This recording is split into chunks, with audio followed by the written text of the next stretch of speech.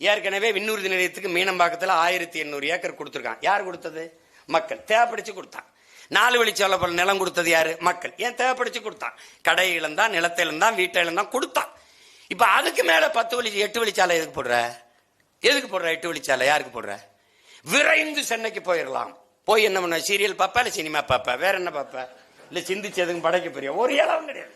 சீக்கிரம் போயிடலாம். பெட்ரோல் செலவு மிச்சமாயிரும், டீசல் செலவு மிச்சமாயிரும். டேய், காருக்குள்ள இருக்கிறவனை பத்தி சிந்திக்கிறியடா? அந்த காருக்குள்ள இருக்கவனுக்கு நீரும் சோறும் கொடுக்குற விவசாய பத்தி என்னைக்குடா சிந்திப்ப?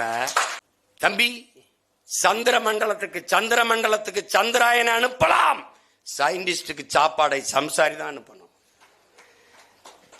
விண்வெளியில விண்கலத்தை விஞ்ஞானிகள் ஏவலாம், ஆனால் விஞ்ஞானிகளுக்கு சாப்பாடை விவசாயி தான் அனுப்பணும்.